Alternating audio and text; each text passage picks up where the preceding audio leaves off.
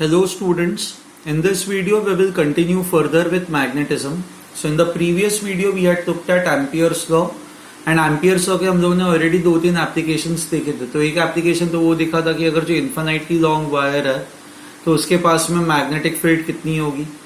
उसके बाद हम लोगों ने वो देखा था कि if you have a solid cylindrical wire तो सिलेंड्रिकल वायर के अंदर एंड सिलेंड्रिकल वायर के बाहर मैग्नेटिक फील्ड कितनी होगी. ओके अब आज के लेक्चर में हम लोग और ऐसे ही दो तीन और केसेस करेंगे जहां पे हम लोग एम्पियर्स लॉ को यूज करेंगे. सो सबसे पहले what we are going to do is we are going to find out magnetic induction और मैग्नेटिक फील्ड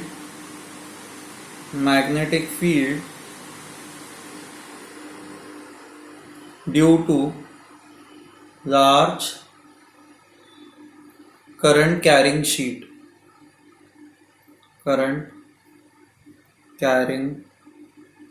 शीट. ठीक है.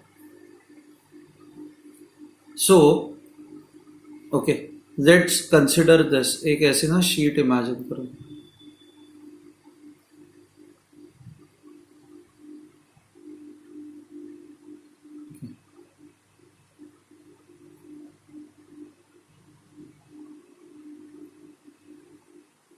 सी बहुत ऐसी बड़ी शीट है. ओके एंड इस बड़ी शीट के अंदर जो है वो करंट ना ऐसे पास हो रहा है. Current is passing in this direction.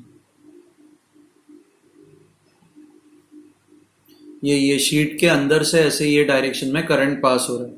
So let's say the current that is passing through this sheet, because ये इन्फिनिटली लॉन्ग शीट है तो यहाँ पे हम लोग बात करेंगे current per unit length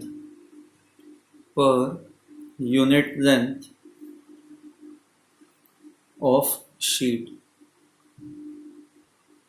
Let's call this current per unit length of the sheet as J or I naught. Okay, ये एक्चुअल करंट नहीं है, it is current per unit length. Okay यहाँ पे जो हम लोग बात कर रहे हैं that is basically current per unit length. आप अगर जो इस शीट को यहां से देखोगे तो ये शीट आपको बस ऐसे दिखाई देगी. आपको बस इसका क्रॉस सेक्शन ही दिखाई देगा ना, ऐसा ही बस क्रॉस सेक्शन दिखाई देगा. तो इस क्रॉस सेक्शन को अगर जो मैं सीधा बनाऊं तो ये शीट आपको ऐसे दिखाई देगी एंड आपको ऐसे लगेगा करंट इसके अंदर जा रहा है. तो करंट जो है वो इस तरह से अंदर जा रहा है. Correct. So this is infinitely long sheet and the current that is passing through this is current per unit length is given to you, that is I naught. Okay now आपको ना इस शीट के ऊपर या इस sheet के नीचे magnetic field find out करनी है. तो सबसे पहले तो मैग्नेटिक फील्ड का डायरेक्शन देखते हैं. सी मैग्नेटिक फील्ड का डायरेक्शन ये अगर जो आपका वो क्या कहते हैं बायो-सावर्ट लॉ क्या कहता है, it is mu naught upon 4 pi I D L cross R upon R cube. Okay now आपको इस शीट के ऊपर मैग्नेटिक फील्ड चाहिए तो आपका आर वेक्टर जो है वो ऊपर की तरफ है. ओके एंड डीएल वेक्टर जो है वो अंदर की तरफ है. तो क्रॉस प्रोडक्ट के लिए जो भी आपका रिजल्टेंट वेक्टर है उसका डायरेक्शन फाइंड आउट करने के लिए हम लोग ये रूल यूज करते हैं ना.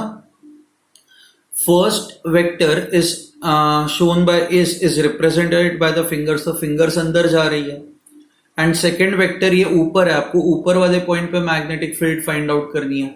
तो सेकेंड वेक्टर जो है ये सेकेंड वेक्टर ऊपर की तरफ है. ओके तो पाम जो है वो सेकेंड वेक्टर को रिप्रेजेंट करता है. तो सेकेंड वेक्टर ये ऊपर की तरफ होगा. तो फर्स्ट वेक्टर अंदर की तरफ, सेकेंड वेक्टर ऊपर की तरफ. तो आपका जो थंब है वो राइट हैंड साइड की तरफ आ रहा है. तो ऊपर जो भी सारे पॉइंट्स हैं वहां पे मैग्नेटिक फील्ड ये राइट हैंड साइड की तरफ है.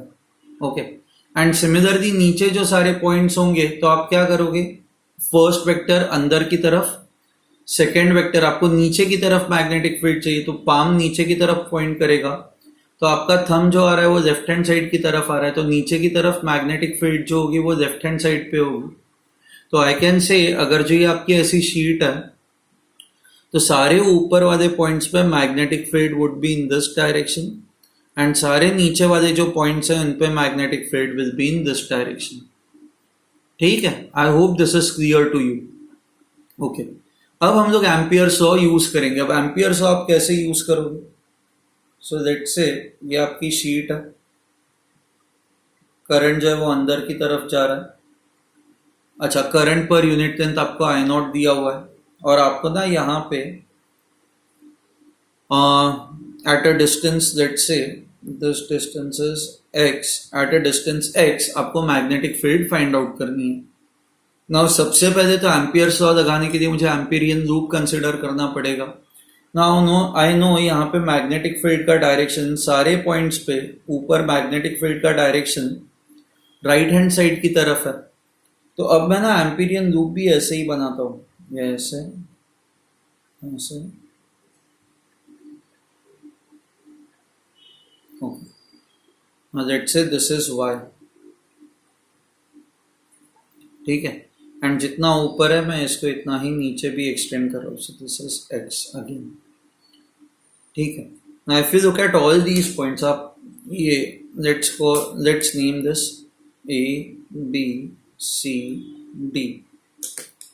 तो इन सारे पॉइंट्स पे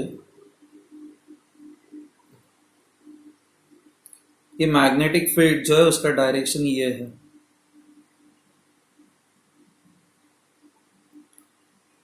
करेक्ट. एंड नीचे वाले जो सारे पॉइंट्स हैं यहाँ पे मैग्नेटिक फील्ड का डायरेक्शन ऐसा है.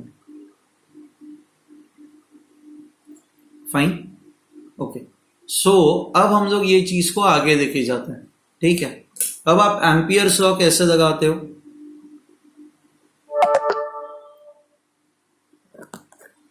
Amperes law,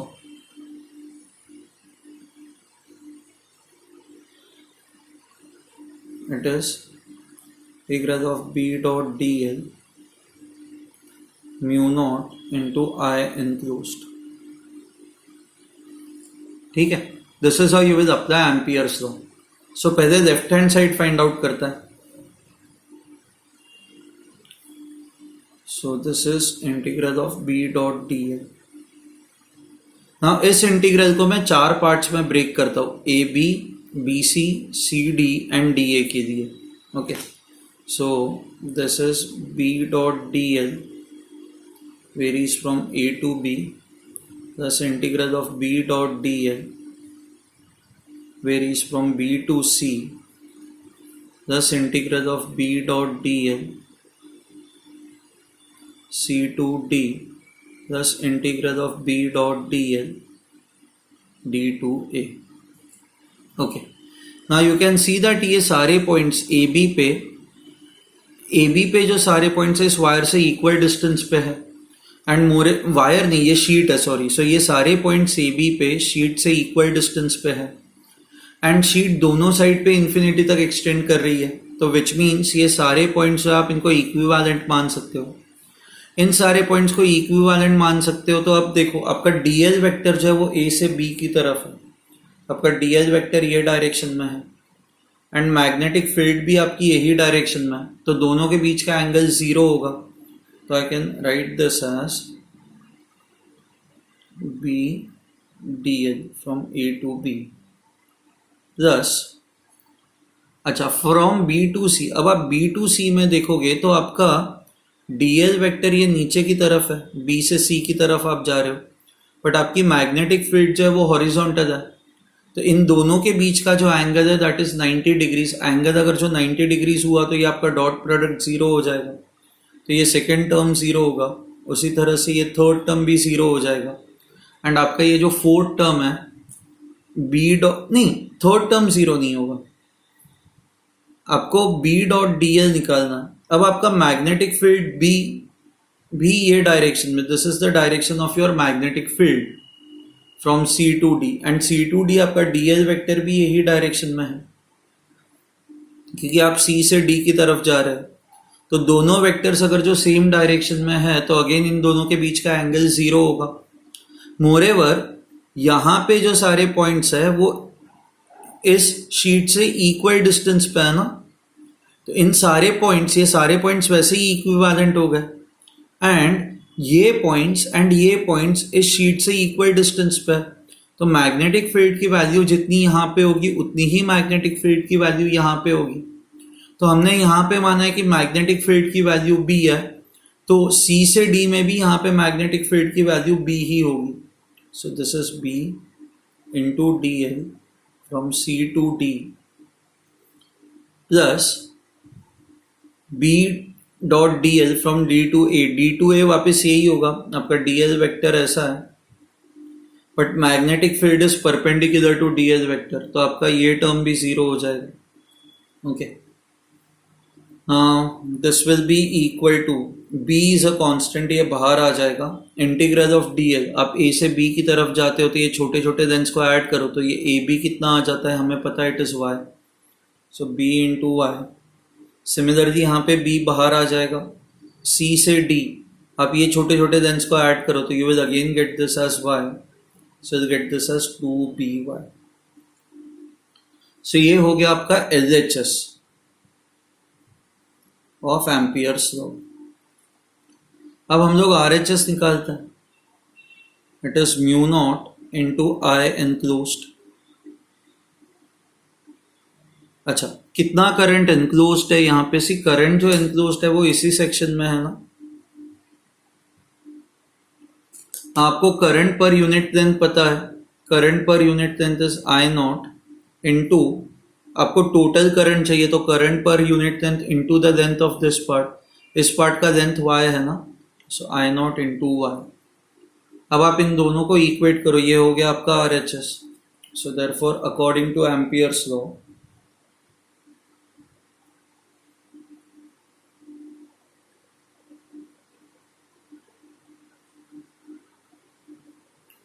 according to Ampere's law, I can write 2 into B into Y is equal to mu naught into I naught into Y। ये Y और Y कट हो जाएगा, so your magnetic field would be equal to half mu naught into I naught।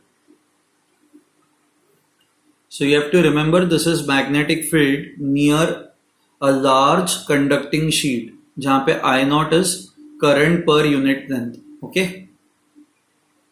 Fine, अब यहां पे हम लोगों ने एक थिन शीट कंसिडर की थी, now let's try to consider a thick sheet. Okay,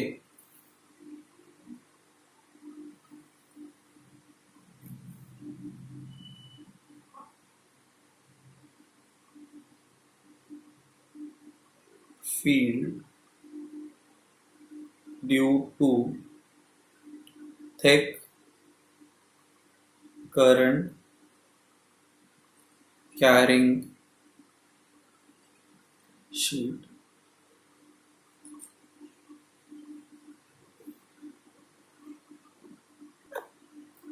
let's say you have a thick sheet, ये ऐसे इंफिनिटी तक जा रही है, ये इसका बस हम लोग क्रॉस सेक्शन देख रहे हैं, एंड करंट जो है ये इसके अंदर जा रहा है। ओके, लेट्स से यहाँ पे current density is given to you, current density, आपको करंट डेंसिटी क्या होता है ये पता है, हम लोगों ने करंट इलेक्ट्रिसिटी में पढ़ा हुआ है, this is current per unit area, it's a current density is J। And आपको इस शीट के ऊपर मान लो यहाँ पे किसी पॉइंट पे मैग्नेटिक फील्ड फाइंड आउट करनी है, तो वापस आप सेम चीज करोगे। ओके, तो आप यहाँ पे इस तरह से एक एम्पीरियन लूप बनाओगे। Okay, so let's say this is x, ये x है तो ये भी x होगा।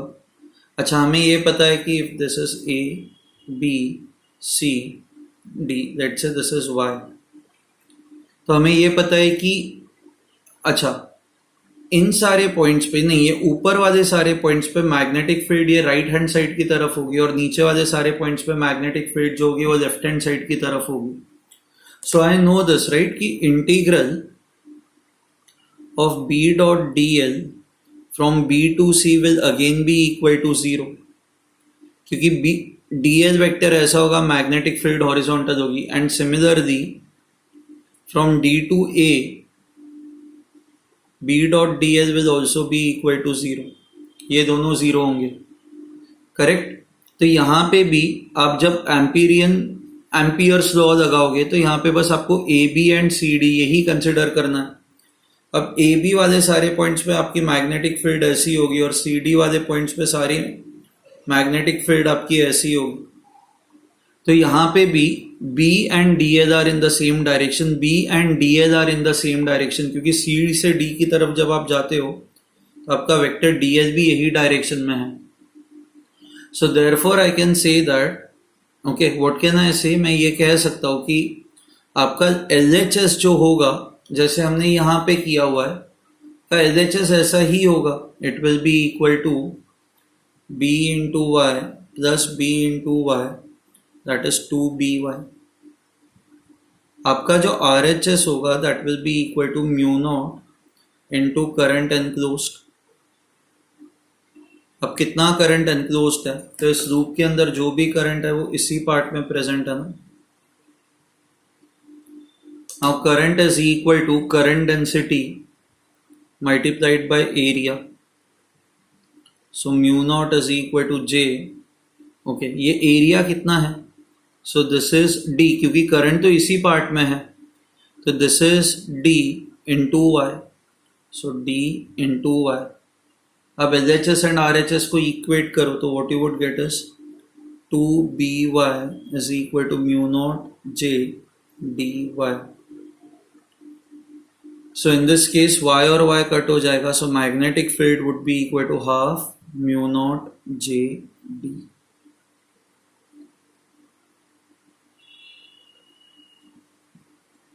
Okay, now ये J into D, this is nothing but current per unit length. J into D is current per unit length of the sheet. तो आपको मिलेगा half mu naught into I naught, जो आपको पहले भी मिल रहा था. So whether it is a thin sheet और a thick sheet, as long as it is very very large, the value of magnetic field outside it ये same होगी दोनों केसेस में. अब इस केस में हम लोग फाइंड आउट करेंगे what is the value of magnetic field inside the sheet. Sheet के अंदर मैग्नेटिक फील्ड की वैल्यू कितनी होगी. Okay, so magnetic field inside the thick current carrying long sheet. Okay, now before we go ahead with that, if you see over here, इस case में and इस case में जो मैग्नेटिक फील्ड है वो x पे डिपेंड ही नहीं करती, तो वेदर आपका पॉइंट यहाँ पे है यहाँ पे उससे फर्क ही नहीं पड़ेगा. हर एक केस में आपकी जो मैग्नेटिक फील्ड है that magnetic field is going to be same, half mu naught into I naught. You can see over here, so magnetic field will not depend upon this distance. Actually ये distance x पे depend ही नहीं कर रही है ना, right?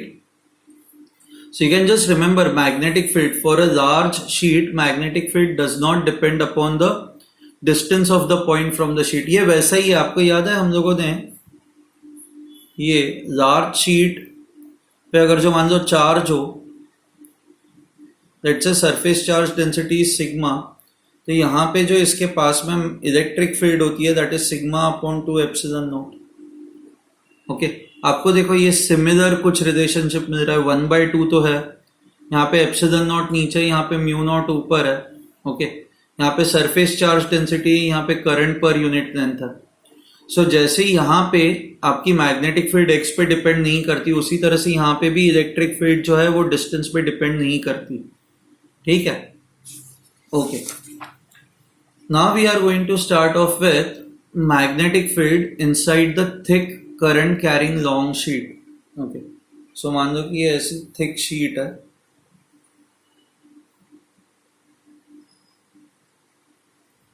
So this is D and that's a current density is J. Okay. At a distance x, मतलब यहाँ पे लेट्स से यहाँ पे एट अ डिस्टेंस x आपको मैग्नेटिक फील्ड फाइंड आउट करनी है. तो कुछ नहीं, आप वापस क्या करोगे, आप वापस एम्पेरियन लूप बनाओगे. जितना ऊपर है मैं इतना ही इसको नीचे भी एक्सटेंड कर रहा हूँ, x. Okay, this is A B C D. Okay, now again आपको पता ही है कि ऊपर वाले पार्ट पे मैग्नेटिक फील्ड का डायरेक्शन जो होगा वो ऐसा होगा एंड नीचे वाले पार्ट पे मैग्नेटिक फील्ड का डायरेक्शन जो होगा वो ऐसा होगा. ओके, तो हमारा जो LHS है that is integral of B dot dl, आप इसको वापस 4 पार्ट्स में ब्रेक कर सकते हैं. B dot dl from A to B plus integral of B dot dl from B to C, thus integral of B dot dl from C to D, thus integral of B dot dl from D to A. Okay. Now this is equal to integral of B dot dl from A to B. Now A to B आपका ये जो vector C magnetic field भी ये direction में और A से B आप जा रहे हो तो आपका dl वेक्टर भी सेम डायरेक्शन में, तो आप सीधा B इंटू dl लिख सकते हो. Thus B constant, as if this is y, I can write this as B into y. From B to C ये 0 हो जाएगा, from A to D to A ये 0 हो जाएगा, and this will also be equal to B into y. So this will be equal to 2by. Okay. अब हम लोग RHS निकालेंगे. It is equal to mu naught into I enclosed. This is equal to mu naught. अच्छा, इसके अंदर current enclosed कितना है? What is, how much is the current enclosed in this? तो आपको इस सेक्शन में कितना करंट है वो फाइंड आउट करना है. तो your total area is y into 2x multiplied by current density, that is j. So 2 mu naught x y j. Okay. अब इन दोनों को इक्वेट करता है, इन दोनों को इक्वेट करते हैं तो you will get 2 mu naught x y j is equal to 2by. Okay. अब if I have to cancel this, ये क्या हो जाएगा? 2 कट हो जाएगा, y और y कट हो जाएगा. तो जो आपकी मैग्नेटिक फील्ड है, your magnetic field B would be equal to mu naught x into j, mu naught into j into x. Okay. Now you can see that this is of the form, if I have to plot a graph, मान लो कि मैं graph plot करता हूँ x and b, तो b आपका y है, this is a constant into x. So this is an equation of a straight line that is passing through origin. आपका x जैसे जैसे इंक्रीज होगा b भी इंक्रीज होगा, ये ऐसे होगा. आपका x 0 होगा, if your x is 0 b will also be 0. So I can say on the axis of the sheet, या शीट के ये जो सेंटर लाइन है इसके सारे पॉइंट्स पे magnetic field is 0. So magnetic field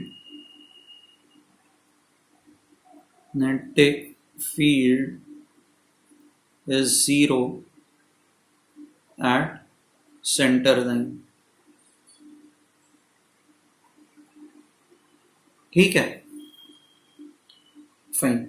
अच्छा, सरफेस पे मैग्नेटिक फील्ड कितनी होगी? What would be the magnetic field on the surface? तो आपको x की value, if this is d, तो ये डिस्टेंस कितना हो जाएगा? d/2. तो आपको x की वैल्यू बस d/2 पुट करनी है. So I can write therefore on the surface of the sheet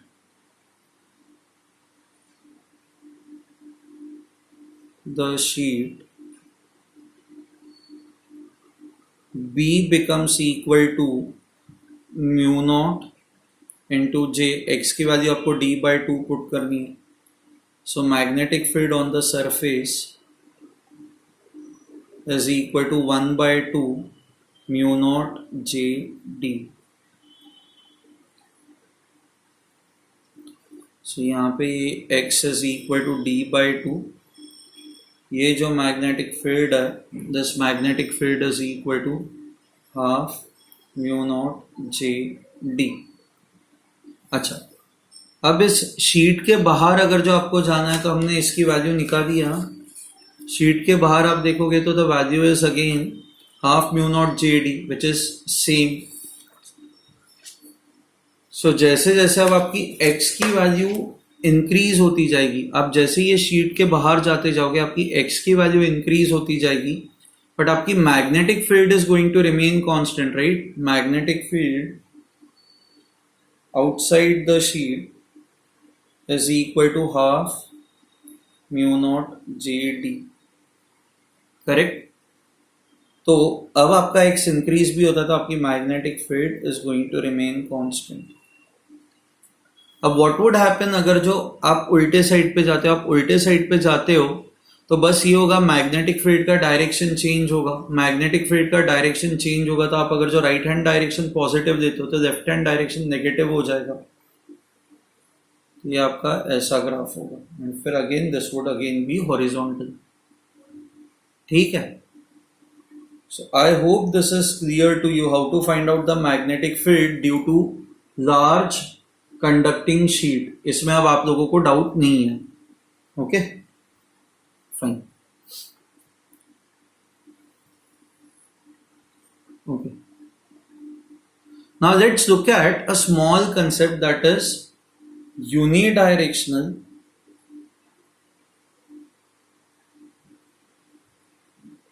magnetic field।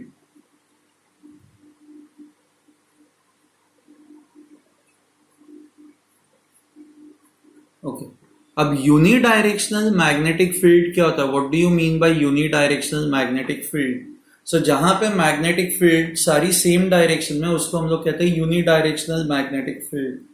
So 1 2 3 4 okay मान लो अब नीचे ऐसे 5 6 7 8। अब आपने 9th या 10th स्टैंडर्ड में ये पढ़ा हुआ है कि जहां पे मैग्नेटिक फील्ड लाइंस पास में होती है, सो यहां पे magnetic field lines are dense. Okay so magnetic field lines are close to each other. If the magnetic field lines are close to each other, यहाँ पे value of B is large. So let's see यहाँ पे जो भी magnetic field है, let's say that is B1, it is large. Okay. And यहाँ पे जो magnetic field lines है वो spaced out है. Field lines are spaced out. Spaced out. अब जहां पे ये फील्ड लाइन स्पेस्ड आउट होती है वहां पे मैग्नेटिक फील्ड इज स्मॉल, सो यहाँ पे let's say value of magnetic field B2 is small.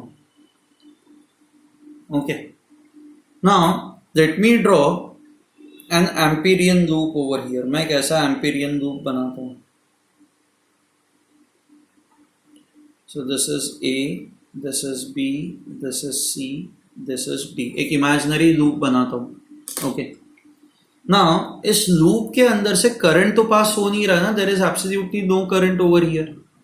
सो अगर जो मान लो कि मुझे एम्पीरियन लॉ लगाना है तो it is integral of B dot dl mu naught into I enclosed. अच्छा अब इसके अंदर से तो कोई करंट पास हो नहीं रहा तो आपका आई एनक्लोज 0 हो जाएगा। तो देयरफॉर आई कैन से integral of B dot dl is equal to 0। ठीक है क्योंकि आई एनक्लोज्ड आपका 0 है।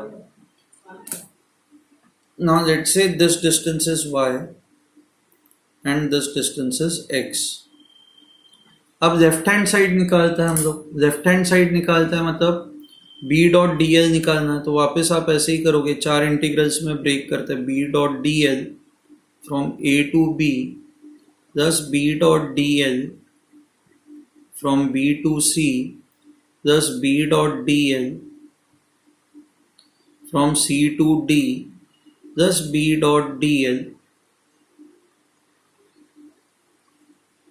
from D to A। आपका RHS तो 0 है। अब ना look at magnetic field lines. Magnetic field lines ऐसी है ना, तो आपकी मैग्नेटिक फील्ड जो है वो ये डायरेक्शन में है, बट B से C आप जाओगे तो आपका जो dl वेक्टर है वो तो ऐसा वर्टिकल है। तो B dot dl should become equal to 0 क्योंकि ये दोनों एक दूसरे को परपेंडिकुलर है। एंड सिमिलरली आप D से A की तरफ जाओगे तो this should become equal to 0। Okay now आप A से B की तरफ जब जाते हो तो मैग्नेटिक फील्ड आपकी राइट हैंड साइड की तरफ ही है, एंड आप A से B की तरफ जाते हो तो आपका dl वेक्टर जो है वो भी ऐसा ही है ना। आप A से B की तरफ जा रहे हो तो your dl vector is also towards right. एक मिनट आपका डीएल वेक्टर भी तो ऐसा ही है, करेक्ट। तो in this case B dot D L, इन दोनों के बीच का एंगल 0 डिग्री हो जाएगा। अच्छा, मैग्नेटिक फील्ड यहाँ पे कितनी है, इस रीजन में मैग्नेटिक फील्ड B2 है, तो मैं इसको B2 को बाहर निकालूंगा। इन सारे पॉइंट्स पे मैग्नेटिक फील्ड B2 है। एंड DL, आप इन सारे छोटे छोटे लेंस को ऐड करोगे तो आपको मिलेगा Y, ओके, प्लस 0। अच्छा, अब आप C से D की तरफ जाते हो, तो जब आप C से D की तरफ जाते हो तो आपका DL वेक्टर ये डायरेक्शन में हुआ, बट आपकी मैग्नेटिक फील्ड लेंस तो सारी राइट हैंड साइड की तरफ है ना, तो ये दोनों magnetic field and DL vector ये दोनों अपोजिट डायरेक्शंस में है, तो ये B dot D L minus हो जाएगा, ये डॉट प्रोडक्ट नेगेटिव आएगा, सो ये माइनस बी, बी बाहर आ जाएगा क्योंकि बी टू है, नहीं यहाँ पे मैग्नेटिक फील्ड कितनी है, इन सारे पॉइंट्स पे मैग्नेटिक फील्ड B1 है, इनटू ये जो लेंथ है C से D की लेंथ हमें पता है, this length is y, this should be equal to 0. So B2y is equal to B1y. This is what you would get. You get this B2 is equal to B1. But हमने तो ये कहा कि B2 is small and B1 is large. So हमारे case में B1 was more than B2. But actual में जब आप एम्पियर सॉ लगाते हो तो B2 is equal to B1 आ रहा है, विच मीन्स इस तरह की मैग्नेटिक फील्ड लाइन्स पॉसिबल ही नहीं है। मतलब जहाँ ऐसा पॉसिबल ही नहीं है कि एक जगह पे मैग्नेटिक फील्ड लार्ज होगी और एक जगह पे मैग्नेटिक फील्ड स्मॉल होगी, दैट इज नॉट पॉसिबल। ये आपको आया, क्योंकि एम्पियर्स लॉ यही प्रूव करता है कि फिर यहाँ पे और यहाँ पे मैग्नेटिक फील्ड लाइन सेम ही होनी चाहिए। So now I can say this, if you have a unidirectional magnetic field, मतलब अगर जो magnetic field lines if they are parallel to each other, then it is also very important that these magnetic field lines are also equidistant, वो equispace या equidistant होने चाहिए, okay. Please ये लिख दो कहीं पे कि unidirectional magnetic field is also uniform. Uniform मतलब इसकी वैल्यू हर जगह पे सेम होनी चाहिए, it has to be same. This type of configuration is not possible, okay, ठीक है। So I hope this is clear to you. So यहाँ पे एम्पियर्स लॉ खत्म होता है। एम्पियर्स लॉ के हमने बहुत सारे एग्जाम्पल्स और एप्लीकेशंस देखे हैं। अब मैं कुछ सॉलिड एग्जाम्पल्स आपको भेजूंगा, you have to go through two solid examples, ओके। And once you go through two solid examples, उसके बाद अब हम लोग इस चैप्टर के नेक्स्ट पार्ट पे जाएंगे, ठीक है। चलो देन, बाय एवरीवन।